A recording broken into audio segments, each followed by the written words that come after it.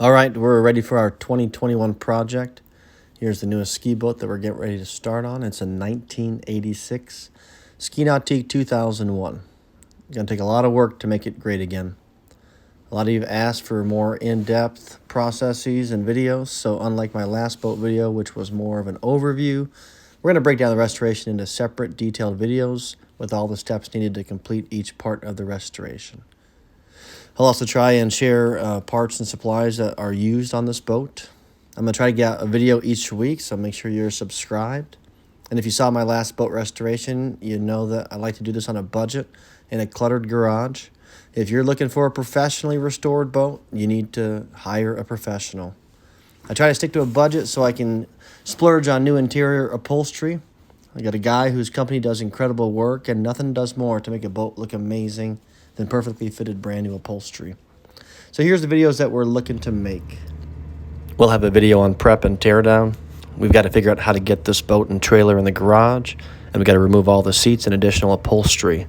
Those will be done by professionals while we work on the rest of the boat.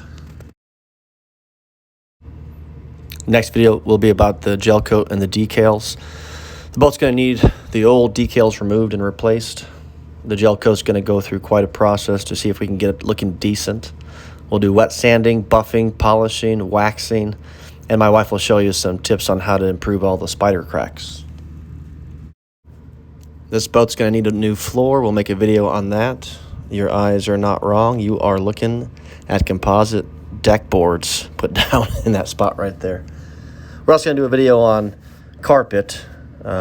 We'll be installing all new carpet in this boat. It's one of my favorite steps. It's not as difficult as you think.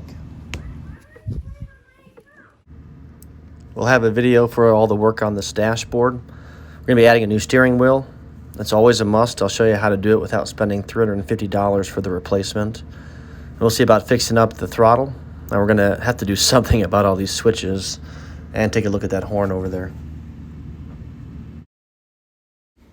And I've noticed that the windshield is not secure. The screws are coming out of the fiberglass, so we'll have to work to reinstall it, as well as clean up and modify this passenger area.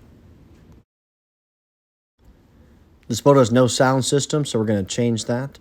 I'll have a video on wiring and speakers and putting in Bluetooth from scratch.